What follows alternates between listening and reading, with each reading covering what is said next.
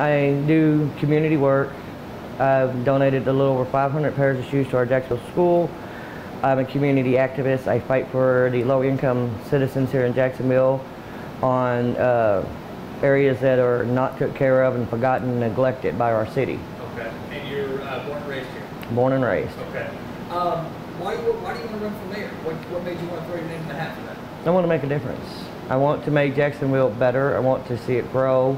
I have ideas that would help bring tourism here by doing some research, bring things here that the city could own to help raise money on that no other town in the state of Arkansas has, become one of a kind, which will attract tourism here. Even if it's not like a lot, it's not going to save the town, but it will help with the town. Why is it important for you to kind of tackle this head on and to say, you know what, put me in that position, I'd like to make a difference? Well, I grew up in this town. This town, we had businesses, we had factories here, and we're slowly but surely dying, and that is either from bad management or Vertec really didn't help us at all neither, you know, with it. And a lot of people still see us as a poison town, and we're not. And we need to advertise our parks better. We need to advertise our gun range better.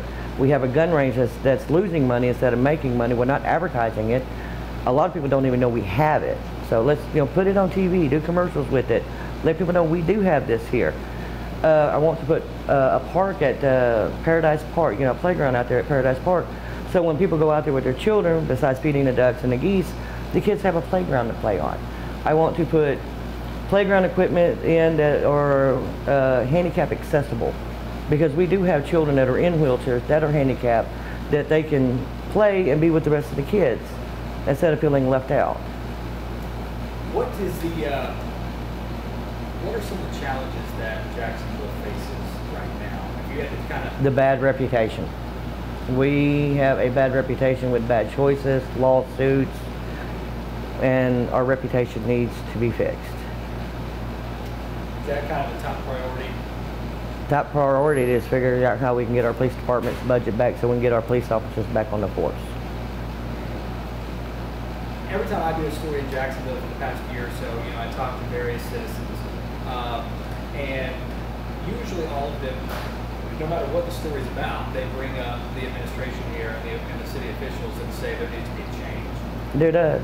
And a lot of what they bring up is, you know, the money, the lack of transparency, and just different controversies. So how would you rebound from that? When you hear that, when people talk about that, how would you turn that around? When they did the budget, okay, they cut the police department's budget, but yet they went ahead and gave administration's pay raises. If we don't have the money for our police officers and their budget, and we have to cut their pay, cut their overtime, then we don't need pay raises for administrations. If we don't have it for our police officers, we don't have it for administrations at all. And that's where we're having problems at. You know, if you're going to cut this person's income, you don't give yourself a pay raise.